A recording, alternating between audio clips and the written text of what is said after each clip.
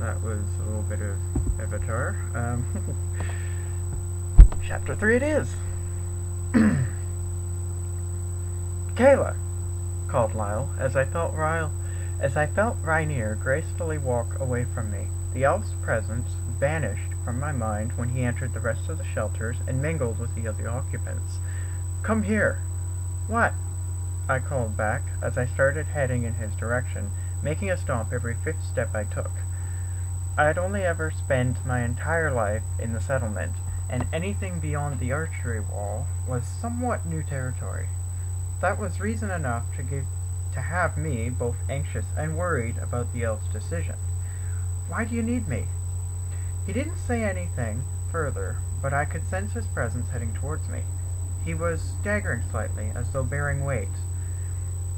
I was now able to pick up a second, feebler heartbeat underneath his strong, steady one. Who is it?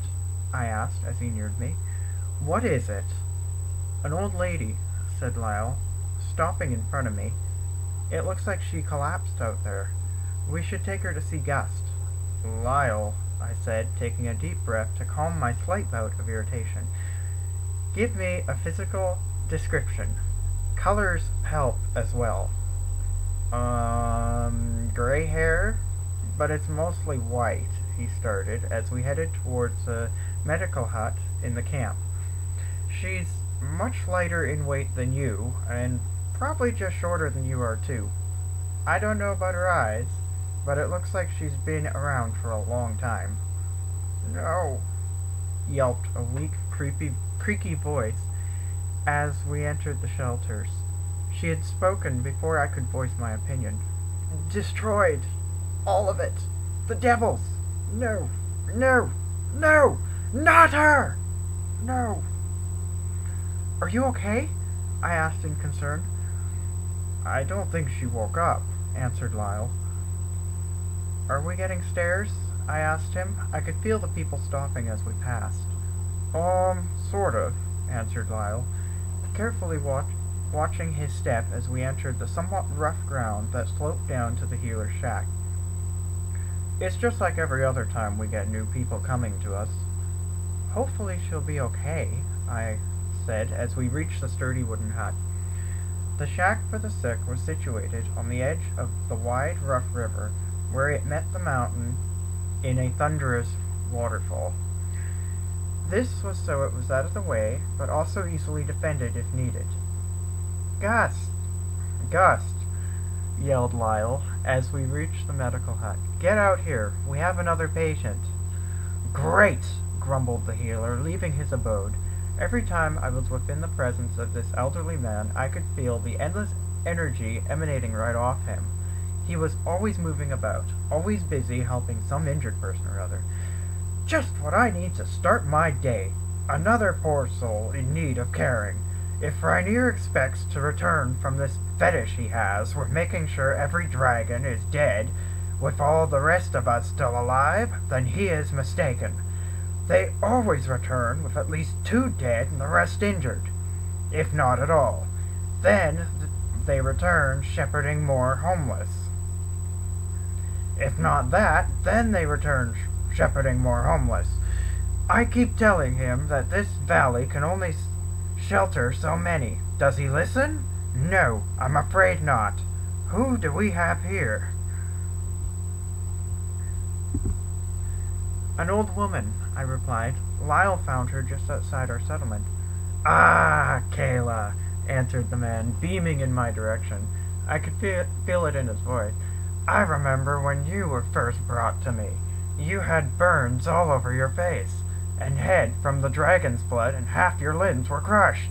They thought you'd be dead before morning arrived, but I never gave up on you, and look at how far you've grown. Come in, the both of you. I have a nice cot ready for our unexpected guest. He hurried back through his door, and I felt the wisp of stray fragments of his smoke-like hair clinging stubbornly to his head as I followed him inside the spacious area. As far as I could tell, he was almost completely bald. This was a place I'd been in a number of times before, and Gust had done a decent enough description on it while I was still recovering from my encounter with the dragon. There were at least 50 cots in 2 rows on either side. Gus's personal room, with all his supplies, was at the far end. I knew it was sparsely decorated. Only 2 beds were occupied as Lyle brought in the old woman and placed her on the bed Gus gestured to. I could tell one had a broken leg that was set between splints, and the other's breathing was irregular, as if he had some kind of illness and appeared to be in the latter stages of it. "I've almost caught up on the last batch of dragon victims when that stubborn elf wants to throw more fodder at the beast," stated the healer boldly. "I swear he wants me to be contained to this cabin for life. He knows very well the only thing I use is herbs and other plant specimens. I have no magic, so to speak, of, and he thinks he can keep up this pointless extra work he's determined to give me. I'll say, the sooner he finishes off those dragons, the sooner I get my vacation." "You know he won't take kindly to hearing you rant like that," I mentioned softly. "He's set in his ways. He would be lost if he couldn't be hunting the beast down, and so would you if there was no one for you to heal." "You'll let us know if there's any progress?" asked Lyle, moving away from the bed. "Of course I will," answered Gus. "You know I always do. Now off with you, young rascals. I hear Rainier's thinking of letting you 2 join the hunt. Promise me you'll keep the young lass out of trouble." "I will," said Lyle, a little uncertain. "Until we meet again," I replied as we left the healer shack. It was our way of farewell, since seeing wasn't a possibility with me. "Until we meet again." "What was that about?" asked Lyle as we picked our way through the settlement towards the eating hall. "Rainier wants us to come along on this hunt?" "He told me before he left," I replied. "I was going to tell you right away, but you came back with the woman. The distraction pushed it from my mind. Plus, it was nice to visit Gus again." I've been training for this since I got here," replied Lyle enthusiastically. "This is what I meant to do. I'm going to kill that dragon myself, and any minions it might have as well." "Hold on there," I said quickly. "You can't have all the fun. It's unfortunate Rainier already killed the one that scorched my old home. I would have loved to finish off the evil thing myself. I guess I'll have to settle with preventing them from destroying other villages." "I'm going to kill the dragon myself," boasted Lyle loudly as we entered the eating hall to the usual clamor. "I need the satisfaction for how they killed my brother and my mother." "We've all had those feelings," interrupted Isabel glumly. "I lost my own daughter to the beast. It's only fun and games until you get killed or seriously injured. I personally don't see the need to risk one's life in such matters. I certainly don't want to be visiting that shifty healer any time soon." "But Gus saved my life," I protested. I've never understood this vendetta she seemed to have with him. They had never actually gotten along at all. In all of the 10 years I'd been there, they had refused to tell me what it was all about.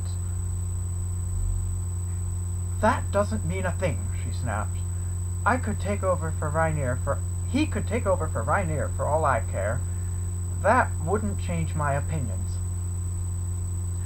"How would be the best way to defeat this dragon?" asked Lyle as we reached the front of the short line. "Give me all the tips."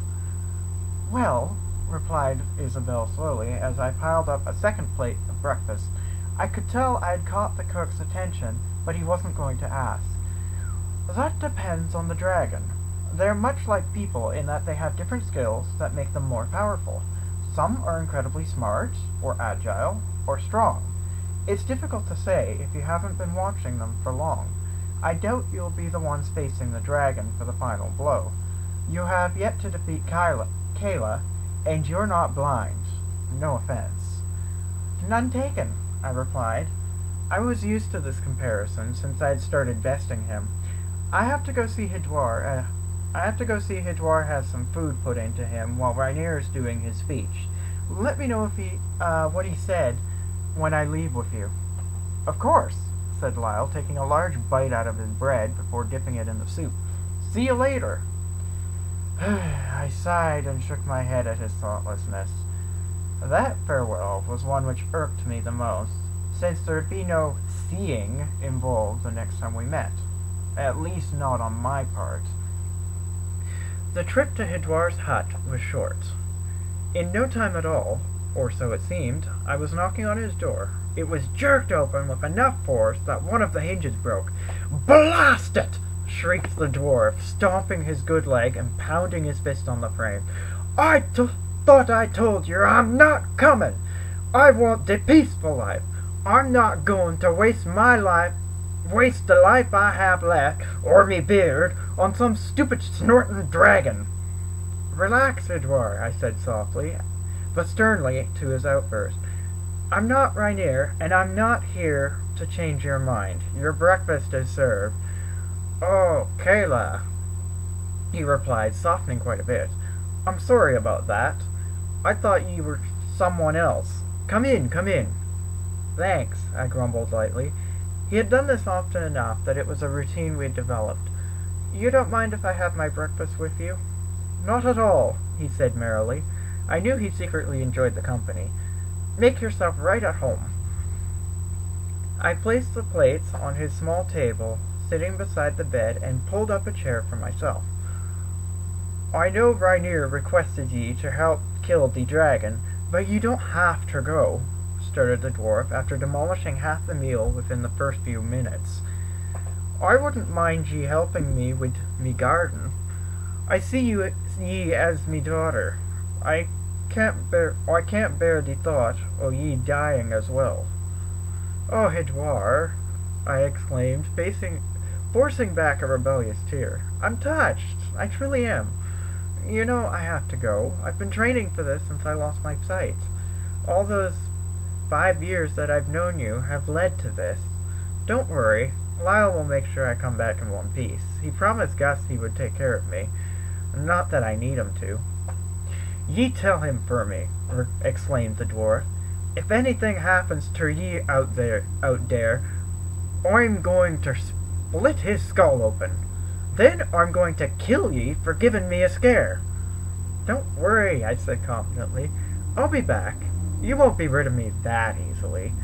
Who else is going to make sure you eat and bathe when you're supposed to?"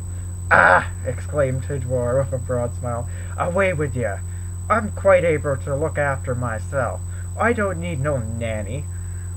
I'll return the place before me nap. I've held ye away from Rainier long enough." "Until we meet again," I said pleasantly. "Till next time," agreed the dwarf, as I left his house and headed towards the meeting before the hunt. And that ends chapter 3, I do believe. Okay. Don't mind. Music going on. I'm going to return to typing.